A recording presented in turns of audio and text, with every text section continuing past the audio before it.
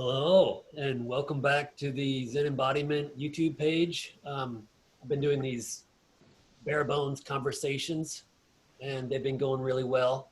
This is episode 8, and it is the moderator group for the Rinzai discussion Facebook page. So, welcome everyone. So great to have you here. Thanks for having us. Great to be here. So I wanted to kind of start. I think it's kind of cool for the Facebook page, even just to see, who these people are and kind of introduce yourselves, and maybe we can just have a little bit of a free flow conversation, kind of a happy hour. So maybe we can start with Matt, Daiho, Wagner.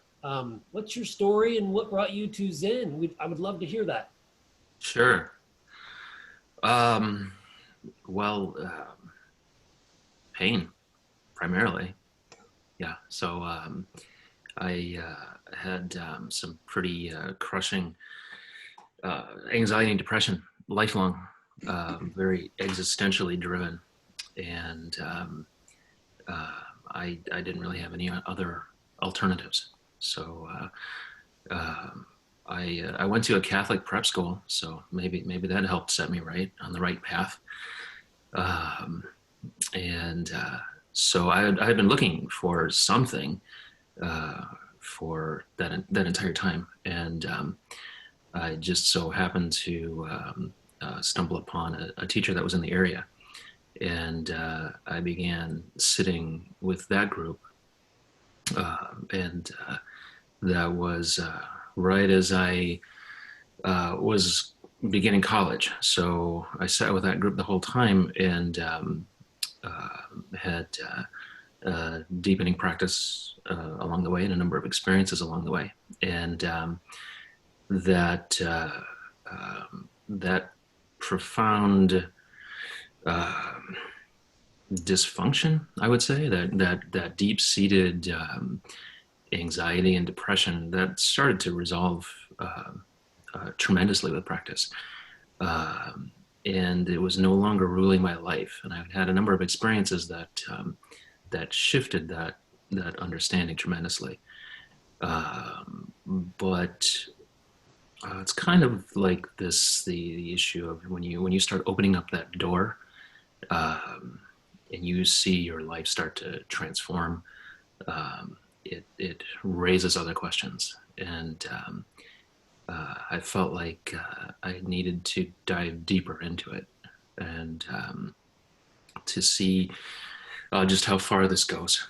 And so after I finished college, I got ordained and went to practice at Daiho Zendo, and I was there for about a year and a half, and then Daiho went through one of its cyclic patterns of implosion, and the training vibe or the environment wasn't really that conducive, at least not for me. It might have been conducive for other people, but with my various shortcomings, it wasn't something that I could really work with. So I transferred, I guess, to another monastery in the San Jacinto Mountains outside of LA, with Tenshin Charles Fletcher Roshi, a Dharma Air Maizumi Roshi, and I was there for another year and a half. So I finished out my 1,000 days, and then when that was up, I didn't really have a plan. It just kind of ended, and so I was in a little bit of a I don't know. I don't want to call it free fall. Maybe I was in a little bit of a soul searching. How do I reintegrate back into society? So I moved to Los Angeles to live at the Zen Center in Los Angeles for a while, and so I studied with a yoga roshi, Wendy Nakao, and I was there for, I think, maybe 6 months, maybe a little bit longer. And was going to school at the time. So I was going to school for Chinese medicine. And that took control of all of my time. And so for about 10 years, I put things on hold and studied, went overseas, did some internships, came back, and after I had resettled in my college town in Madison, Wisconsin, there was this growing need to reconcile parts of my past, and those parts being practice parts, to really build a relationship with that again and embrace that. And that looked like finding a community. And I had looked somewhat in the years prior, but there was never anything that really resonated with me. I wanted to continue in the Rinzai tradition. I wanted to continue koan practice, and there's a certain vitality that we all recognize that is essential to that kind of practice. And so I was deeply needing that too, and that's when I started seriously looking. That's when Meido Roshi moved up from Chicago to really get things started residentially with Korenji. So I think that I met up with him, I think maybe the second month that he started offering any kind of meditation in Madison. And he had a Zen evening, a couple sits in a coffee shop the first time we met. And it was just a very honest experience with a complete lack of pretension, and it just felt like a practice environment that had a lot of integrity to me. So, which was essential based upon my past experiences. So I thought, all right, I can do this. This is in line with what I'm looking for. There's a resonation here. And that's kind of what got me into the back into the fold, so to speak. And then I've been just along this ride ever since, and here I am. Very cool. Thank you. That's really interesting. Yeah. Who was it again in LA? Who was that? Can you say that again? In Los Angeles? Right. So her name was Egyoku Roshi. Her name is Wendy Nakao. Okay. Yeah. I don't know. Interesting. Hmm. Cool. How about you, Jim? Yeah. So the way I came to Zen practice, so I was a pretty moody teenager and really didn't have much direction as a young man, and I started taking Aikido, martial arts, Japanese Budo, when I was about 18. And my teacher just happened to be Mr. Meido Moore over here. So I trained with him in Aikido for a few years. And after Aikido, we would have, the Zen guys would go sit. So we'd have an Aikido class, and then after that, we'd all get kicked out of the dojo, and then the Zen guys would sit. And I was getting ready to leave one day, and Meido said, you need to stay and sit. And I had no idea what he was talking about. I said, okay. So I sat with Tom Nagel, who's one of our senior guys at Daiho Zenji. And it was an amazing experience. It was the most amazing experience I had that never, ever happened again. There I saw swirling colors, and the room was like waves. The floor was like waves, and I had such peace. And I thought, whoa, this is it. This is what I've been looking for. And it's been a struggle ever since, every sit after that. But I started sitting, and we did all kinds of crazy stuff. We were a bunch of young guys. So Tom had us doing all kind of real serious hara training. He'd walk on our bellies, and he would make us shout for 20, 30 minutes, different kiais, and just doing all kinds of things to really build the hara. which all kinds of things that I took for granted, just figured that all different Zen groups did, which I found later on that it's fairly unique to Rinzai and specifically to our lineage through Mori Sogen. So it's really the more that I practice and the more that I start to embody a lot of these different practices, even years later, which I fought for many years. I hated chanting for many, many years. And I had an experience a year or two ago that I just suddenly started to love it, and I do it every day now. But as I trained more, I started to see, I thought as Aikido and Zen as two different disciplines, and they eventually just became one, and now there's no distinction between the two in terms of the way you use the body and the way you use the breath and the way that you interact with life. So I trained with Tom for several years, and then I started formal koan training with David Miller Roshi, who is the abbot of Daiho Zenji. And through that, I'm also involved with Korenji, which is the sister temple of Daiho Zenji. So I make it up from time to time to go visit up in Korenji, and Meido puts me to work outside, especially with the thorn bushes and the rose bushes. But it's just a practice that has penetrated every part of my life, from being a father to being a son, a husband, to all those different roles that we take on. And there's that one thread through all of them. It's that Zen training and trying to maintain the no self as you wear all these different hats throughout the day, and trying not to get too attached to those different roles. So that's kind of my short story. These guys have much more interesting stories than I do, so I'm looking forward to hearing about them as well. Love it. I love it. No, really great. Thank you. And I love Jim's presence on behind the scenes. We are often discussing things with the Rinzai page, and I love Jim's perspective.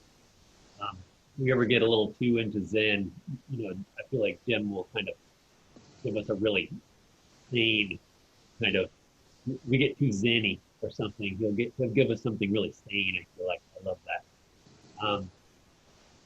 Thank you, Jim. I love the physical aspect, and I really appreciate that. And I love how you said it just soaks into your pores. Everybody, I love that. Genryo, Bradley. Yeah. Onegaishimasu. Okay. Well, so I guess I already told my story once, so I'll try to keep it short. Dozo. Let's see. I was into when I was a teenager. I was into hardcore. I was in bands and kind of a crusader sort of feeling to the whole endeavor. Kind of, it was a do-it-yourself thing, and we got these out-of-town bands to come and play. We thought we were gonna change the world by putting on shows and producing this music, and there was a real kind of passion to it and intensity that really meant a lot to me then. And I went away to college. I studied poetry in college and got into the beats, and that was the kind of the trail that led me back to Hanshan and original Chinese and Japanese poetry, which got me interested in Zen. I read a couple of Zen books and found my local Zen group, and met a really great person there, Tim Williams, who ran that group and kind of inspired me. He had been to Japan and to India and all around. And when I finally graduated, he was like, there's this place in Japan that you can go and just sit and see how deep you can go. And so I went for it, and I ended up at Sogenji I was there for several years, 3.5 years. This was really quick. Am I going too fast? Great, I love it. Ended up coming back to the States, and sort of similar to Matt's story, it was then a long trip after that. That was 2001, and my wife and I, we moved around a lot, went to a lot of different towns, and I tried sitting with a lot of different groups. had some really good experiences and some kind of ho-hum experiences, but never encountered again that intensity that I found at Sogenji, which was kind of a logical extension of the intensity of the hardcore music and that scene when I was a kid that kind of meshed so well together. And so that's kind of what I was just looking for and never finding. I actually ended up in Chicago. My wife went to grad school in Chicago, and I met Meido, and apparently I met Jim, and I don't really remember, but that was like a long time ago. So because I started Aikido with Meido at Shinshinkai. So I practiced there for a year, and actually I went to their Zazenkai once in a while, but it wasn't. I was still too raw from leaving Japan, and I wasn't ready for it. But that seed was there. It was planted, and I went on, and things really got real when my son was born. We were, moving around. It was kind of a hard situation, and that was when I started. Actually, that's when you and I met. I think that because we met at Jundo's funeral. The guy that ran my sitting group in my college town, he passed away really suddenly, really young, and they had a funeral for him at Tahoma. So I went back because Corey went to Sogenji actually the year I left, so we had never met before. We'd had some correspondence, I think. But then, yeah, at Jundo's funeral, we actually met and started talking. And then from then, I started reading Corey's blog, and his work kind of helped me and started, like Daiho said, it's just that process of thinking, well, I need to do something with this. I need to reintegrate this somehow in my life, this important thing, and pick up these threads again. So that was kind of what started that, and came to Florida, moved to Florida a few years ago, and I got back into Aikido here, which has been really great. And I picked up Meido's book, and I was like, oh my gosh, I wasn't just making this up all along. Here's somebody else. This is exactly what I was experiencing in Japan. I had kind of given up on it. So that was just incredibly inspiring to find that again. And then, let's see, it was through Greg Soden's podcast. He interviewed Meido, which I listened to, and then he interviewed you, and I was like, wait a minute, I know both of these people. And that's kind of how I got involved. Here we are. Actually, I think, Genryo, I visited, and you were still there. You were still at Sogenji when I visited. I remember you were there. Remember? And you were like... Is that right? That might have been like my last day or something. Yeah, right. I think you were like Jushario or something, maybe. I don't know. You were way down on... No, maybe not, but you were way down on the pond. It could be. Yeah, I was Jushario helper for a little bit. Yeah. But, yeah, Genryo's pretty famous, actually. He had these big, like, glasses, and, just kind of clunky. But Genryo's kind of... He's well known. There are stories about Genryo at Sogenji. Yeah, I've always wondered where you got your information. Well, yeah, I'm sure there's some legend there. I'm sure I'm making up some stuff. Awesome, cool. I guess I'll go. We'll save the best for last. Yeah, right. I was a big sports guy, and I was a really sensitive kid, and I felt like I couldn't really engage with reality. Like I couldn't touch reality. I knew that there was a way to connect with it, but I felt like I just couldn't reach it. And I had some experiences as a kid with psychic stuff and all this stuff. I knew there was this other world out there for me to explore. And I really didn't know how to do that. And except in sports, I would do things in sports, and I would go into these open states, these kind of flow states, whatever you want to call it, types of samadhi, and I found a freedom in that. And but then mostly my life was not very connected, and I felt pretty at odds with most everything I was doing. Although knowing about this freedom available, and that was sort of torture for me. So that kind of came to a head, and my body sort of tightened up in this really weird way, and I was super into the beats and all this, and I actually wrote Gary Snyder, and I was like, I'm gonna go be a farmer poet, and I'm gonna go, and I want to go to Japan and train, and wrote him, and Gary said, well, wait, just go to this place on Whidbey Island first. They're starting a real place there. So go there and see what that's like first. And so I went there and hated it.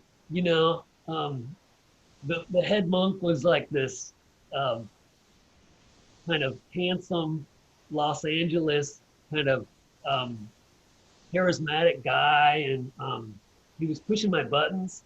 He was like hitting me right where I needed it, you know, and I was so mad at him, and I left.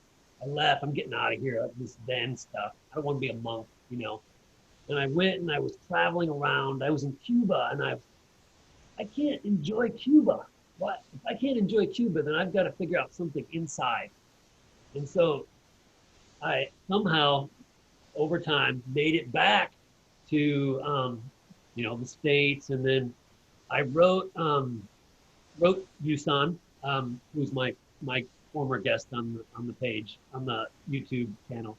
And he said, you can come back. And I said, I have fond memories. Somehow I had fond memories. And so I went back, and when I went back, they were having an O session, and the Roshi was there. And, you know, meeting, so I went in, and I had lunch with them, and the Roshi, you know, probably heard about me, this wild guy, you know, who's a pain in the ass or whatever. And come have tea. And so I went and had tea with the Roshi, and when I walked into the room, it was so, his presence was so unbelievable to me. It was like he was so physically present. I didn't even know what to do with it. I was overwhelmed, and so I'm sitting there with him, and he's like 5'2" or something, and he has the deepest voice. It's very strange at first, and he's talking to you, and Chisan's there laughing and talking a lot, and the Roshi's just this like other being. He's like an alien, and I said, well, you know, I'm drawn in. Something about him is overpowering me, and I say, well, why would someone like me go to Sogenji? Why would I do that? And he says, what do you think? You know, and I said, well, depends on the person. It depends on what the person thinks. You know, and he says, no, to realize why you were born. You know, and I had no idea what to do with that. I had zero. I didn't have a place to put that. You know. And so I stuck around for the rest of the retreat. I sat in one of these chairs with the knees, you know, and it killed me. You know, I was just in agony, you know. And the last night, I had an experience, you know, where I could, you know, the time stopped, you know, all this stuff, and could read everybody's thoughts, you know, and my breathing went somewhere, you know, and so I had like a big carrot, the carrot leading me. This is what's possible. You can go deep in this, you know, and so I didn't get up for Kinhin. I was on the Gaitan. I didn't move. So then I went back to my brother's couch in Seattle. No way, I'm not going there, you know. But somehow they lured me over to visit. They lured me over to visit in the summer, and so I went to Sogenji as a chaperone for this Waldorf group. It was very interesting. Somehow I got pulled along to that. And I went to Sogenji, and partly it was like this, it was like, where am I? This yuppies playing dress up, you know, what's going on here? You know, but also it was something really profoundly deep was happening. And I was out of my element. I had no idea what to do, suffering.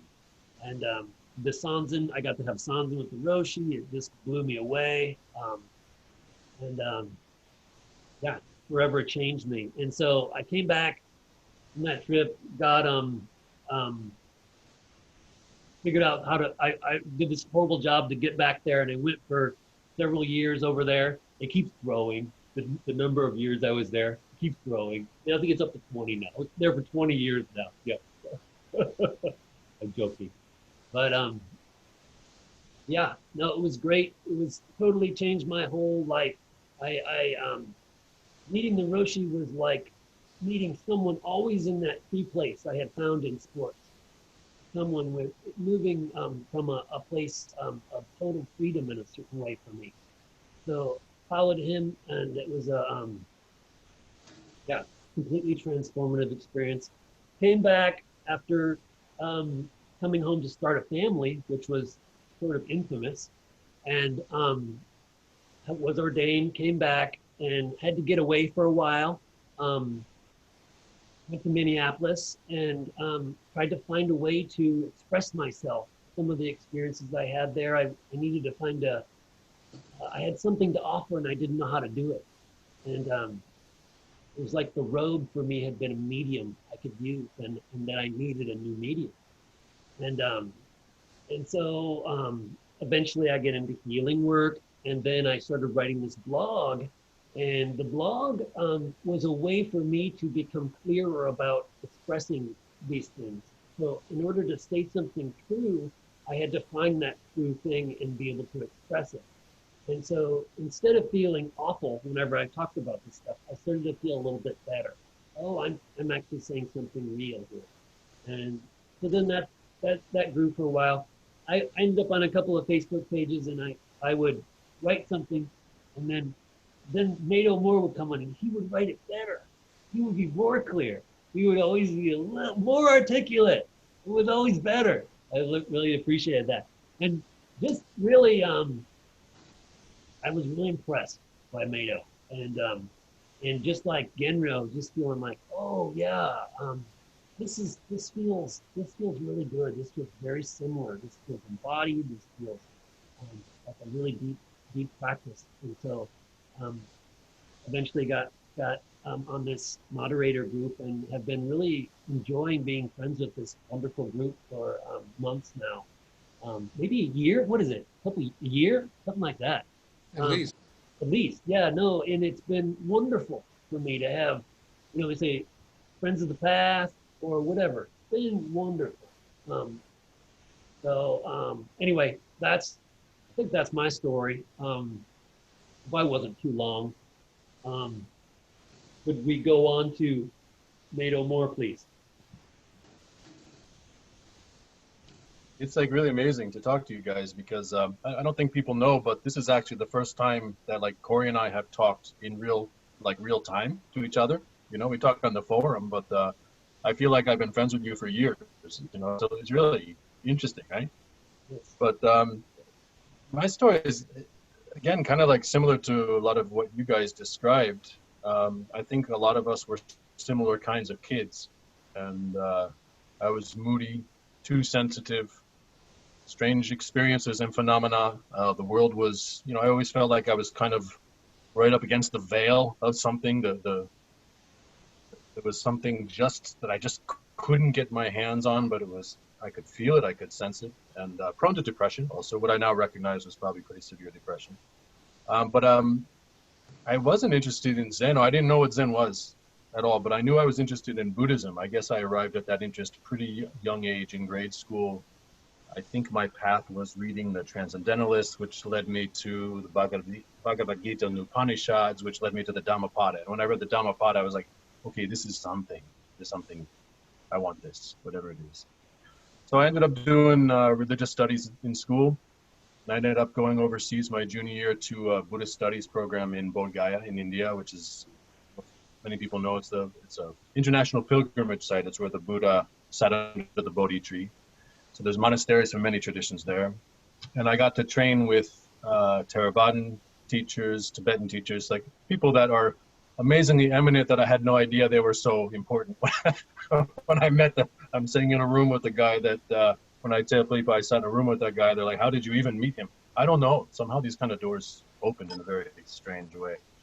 But I came back from that. I had gotten really sick there. I ended up with TB, and I was recovering from that. And that's when Aikido became important, not as something I really wanted to pursue, but I figured it would help me to be healthy again. And that's when I met the first of my three main teachers, Toyoda Sensei, who was a Aikido master, but he was also a lay Dharma heir in Omori Sogen's line. And I met him, I guess, right after I got back from India. And right when I was getting ready to graduate from college, he grabbed me basically. And he said, "What are you doing after school?" I said, "I don't know. I like to study Zen. I like to do Aikido." He said, "Okay, come to Chicago with me." So I did. And a couple months later, I was there. And I don't know why, except that something about his presence, maybe like a Koryo, your experience with Harada Roshi. I mean, something about his atmosphere just sucked me in. You know, this guy was like a force of nature, like a furomyo, sitting in front of you, like you could almost see the fire coming off of him. But he was also very personable, and he was a charmer, and he was laughing with this big crocodile smile with a beer in one hand and salty peanuts in the other hand, sitting at the bar, just regaling you with stories. I just wanted to be around him. At that point, I don't think I would have cared what he taught. I just wanted to follow him.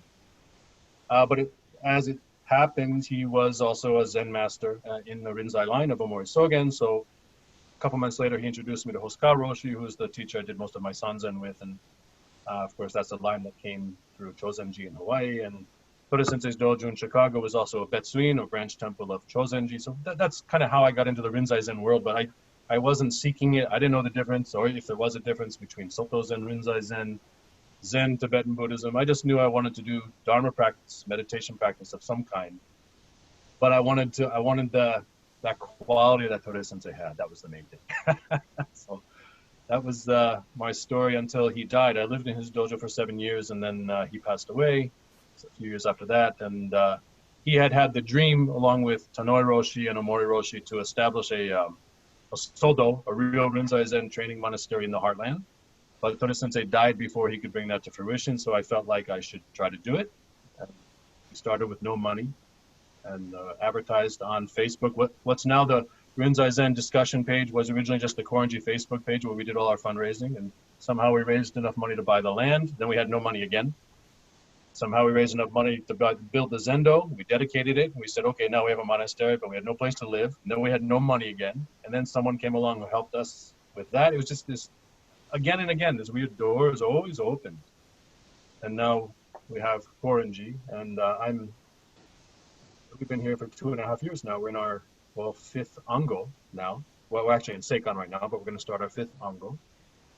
And I'm totally unqualified to be here. I'm an okay teacher, but I'm a bad abbot. I have no idea how to handle the people or the interpersonal dynamics or any of that stuff at all. But we're here. So I'm, like you, Corey, I'm really grateful for this group, because one of the things that I think people experience in this kind of role is some sort of loneliness and the feeling of not having peers around and people that you can just really talk to about that kind of monastic experience and what people go through and the craziness that happens and the wildness that happens. And it's just really nice. People on the discussion page, like you said, don't know maybe some of the discussions we have behind the scenes, where I find them really supportive just to be able to vent to you guys and get your advice. So really grateful for it, for your podcast, for everything you're doing, and for all you guys. Thank you. That's my story. All right. Beautiful. Genryo, I think you wanted to give a story. I think you wanted to give a Zen story. A Zen story? Yeah, like a training story. Oh, geez. There's a lot. There's so many. What do you want to hear about? How about just like training life? You know, I mean, what's it like in a Rinzai training life? Actually, after I talked to you the first time, and you asked me what it was that I loved about training, and then going back and listening to that, I went straight into talking about how cold it was, and I thought what a dumb answer that was, because what it really is the people, and since I've left then, that's what I didn't appreciate at the time, and looking back through all my life, you run into these really amazing, vibrant, shining people. And you just think that's how it is, and that you're always going to be surrounded by that kind of person, and then suddenly you're not. and you start to feel like Obi-Wan Kenobi in the desert or something. But yeah, there were so many amazing people there. And that's what I loved about it. I realize now. Yeah. But yeah, I forget from everything everybody said, I forget who said it, but yeah, we did crazy stuff. It was totally nuts. That's a good thing to ask, though. What do you love about training? What do you love about training? Anybody? That's a beautiful thing you said, Genryo. Anyone else want to chime in about that? I like the constantly subjecting yourself to fear, and then that amazing feeling when you overcome that. You take a little step up into something and you expand your capacity. That's there's no substitute for that feeling. I almost want to say it's an addictive feeling, right?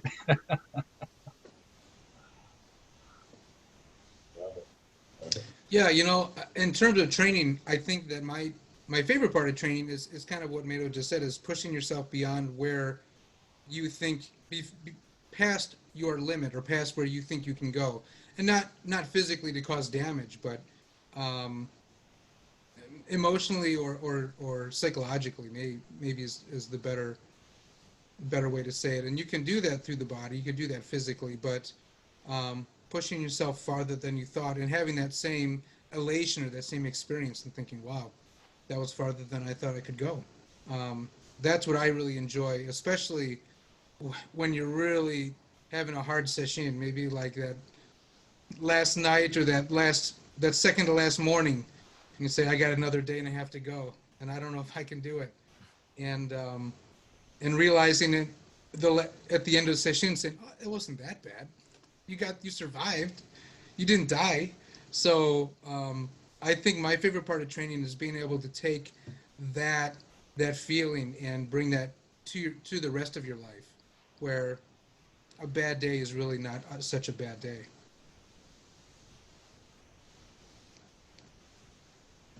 Yeah, I think for me, there's something really uncanny about it. Training is the only thing that feels natural, the only thing that feels right. And in training, it's connecting with this deep sense of integrity. Like you're there and you're with it, and you're so in sync, and in that moment itself that when you're not, something just feels wrong. Something feels a little bit like messed up and weird and perverted. And the trick is then always extending that training further and further and further, and so that your training becomes every moment of the day, no matter where you are. And those reminders of the practice are essential in that regard. But that training aspect is like there's a real heart connection to just the way things are, the way that the universe is, or the way that reality is. That it feels like the only thing that's right. If that makes any sense.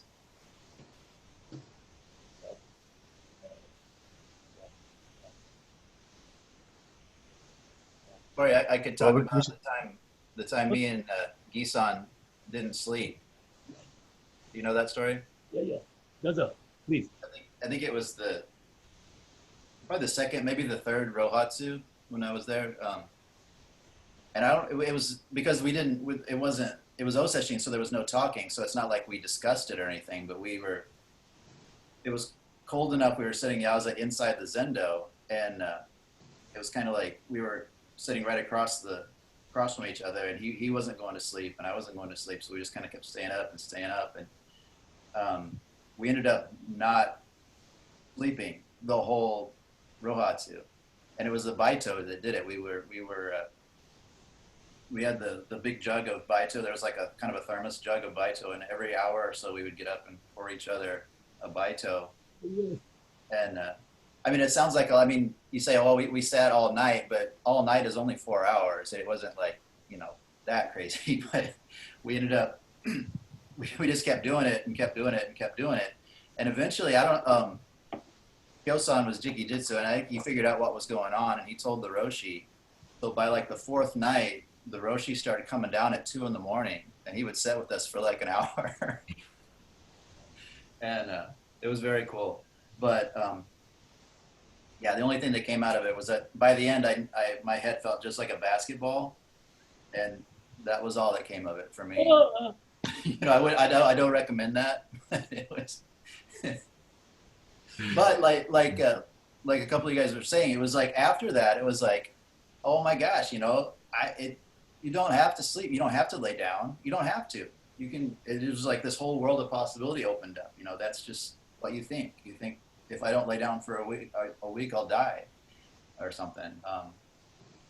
So then,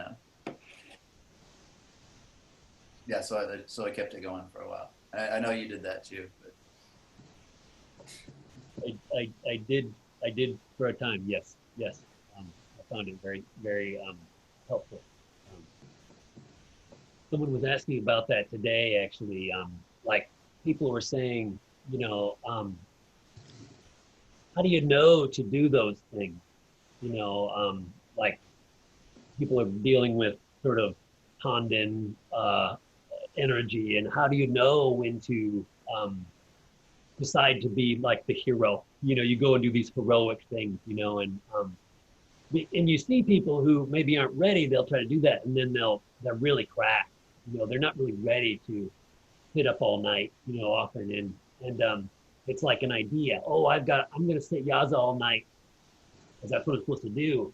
You know, and you see that, and they really don't do well with that. But it's more that the sitting will get to a point where it's overflowing, and then it's like, oh, I want to stay up. I got to stay up.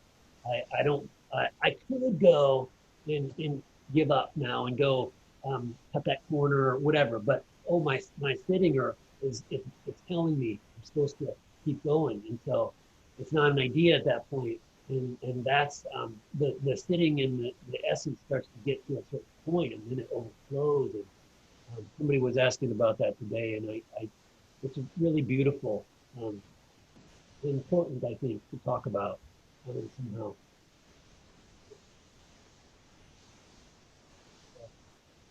Yeah, I think there's just a kind of curiosity, like, you know, what would happen, Yeah. you know, if we tried this, and it's in, you know, there's all these you read the old stories, and they're like, were they just making that up, or Yeah. is that really possible? You know. Yeah.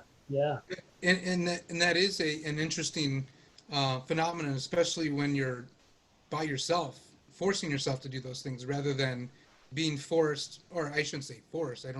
Anybody's ready or able to get up and leave, but without the watchful eye of a Jikijistan or whoever it might be. But solo retreats, or especially as I think we can all speak, and anybody that's watching this during the pandemic, we have a lot more time that we can sit and get into this stuff and spend a lot more time playing with the limit, or playing with that, riding that energy through something that might be uncomfortable, or something that maybe not even uncomfortable. It's something maybe we've never done before, something unknown. As Meido was saying, sometimes the fear isn't like a fight or flight fear, but it's the fear of never doing something. I've never sat an hour before. I can't do it. Well, sit there for an hour. I bet you can. You might be in a little bit of pain, but you'll survive. So it's really interesting on those solo kind of activities. And I know that Daiho and I have talked about this, that this is really a solitary practice for the most part.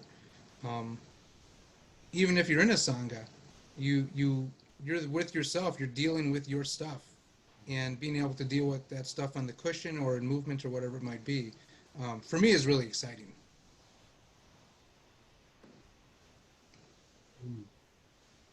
I'd like to say what I love about training real quick, if that's okay. I think what I love about training is, and I'm not really in a real serious organization right now in terms of training. I'm pretty much on my own. I'm kind of Ronin right now.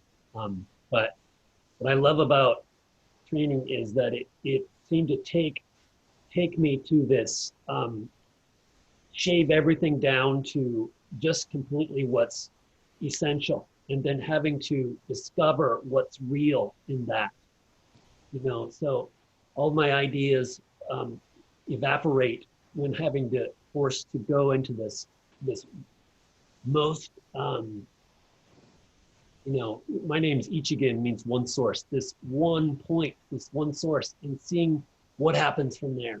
And that's training is about that for me. It's what comes out of that.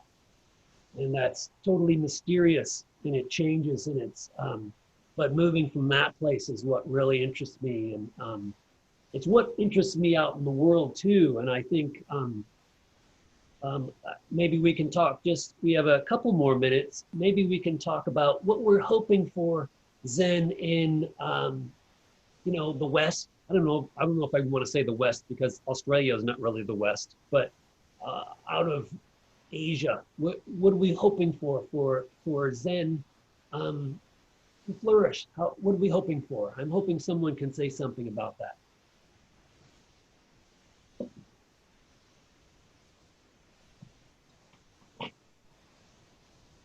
Everyone's shy.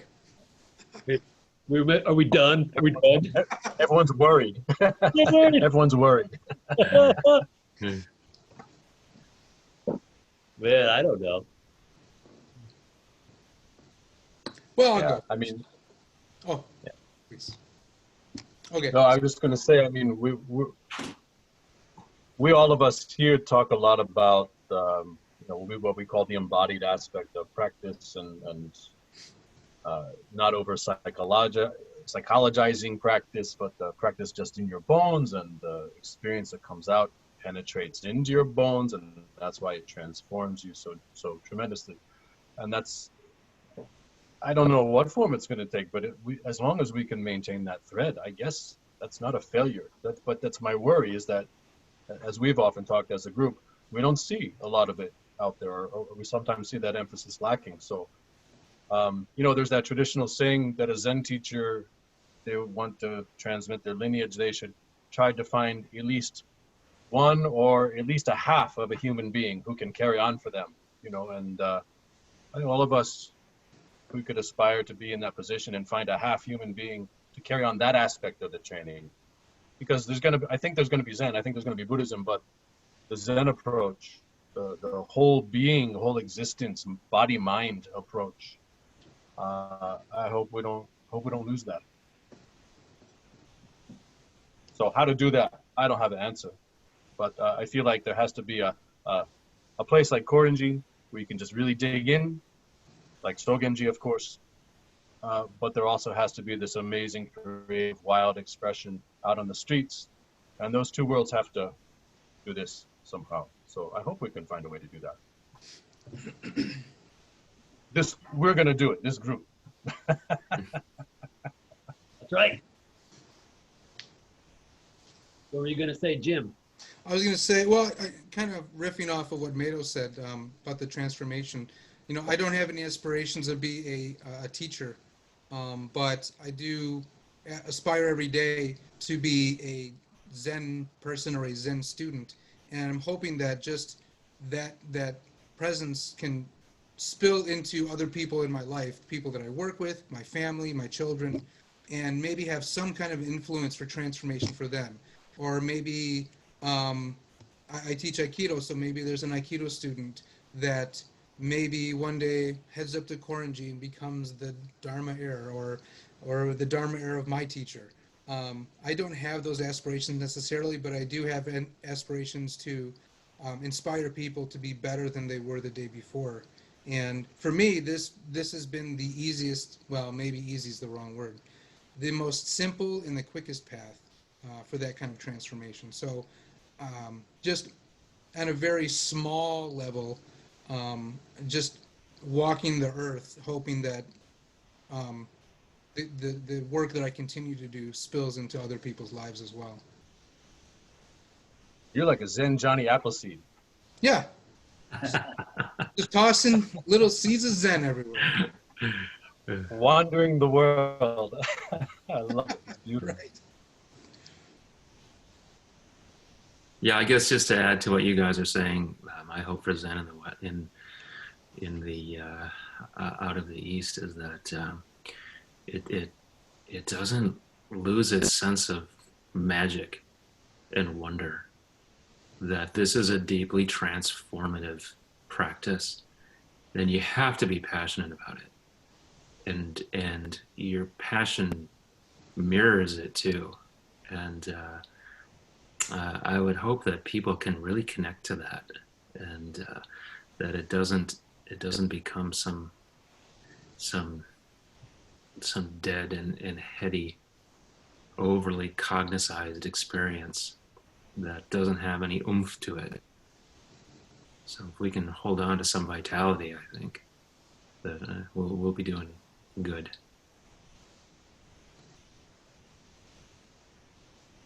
How about you, Genryo? Yeah, absolutely. I mean, I can echo everything everyone else has said. That that's what was so precious about, like I said, like finding Meido's book, finding this group, talking to all of you guys, is that there's this aliveness, the in the bonesness, the intensity of what training can be. That's difficult to find. It's rare and it's kind of precious.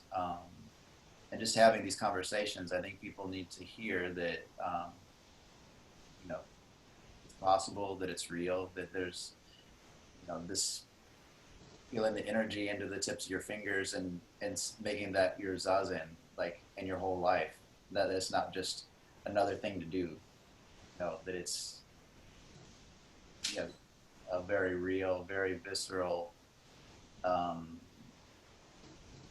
very intense thing that can transform your life. That, like Daiho said, there's some magic to it. There's some amazement to it. There's some wonder. And too often, you know, I've seen that, you know, missing, you know, or it's just like another class, or it's just another activity to add into your schedule. And it shouldn't be that, you know, it can be so much more. I guess I want to kind of there's an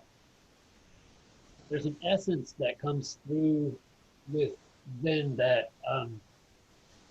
that's kind of what I'm interested in, and I'm hoping that the gardener that Zen will infiltrate the culture enough that the gardener outside is moving in such a way that I see her or him and I say, well, that really feels like they have essence, and that feels like Zen to me.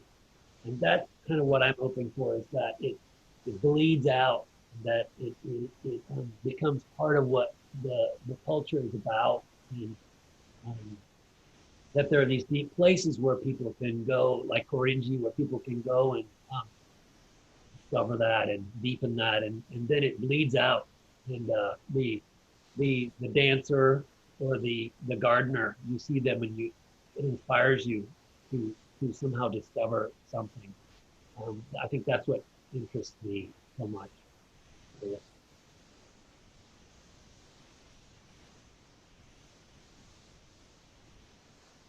Any closing thoughts?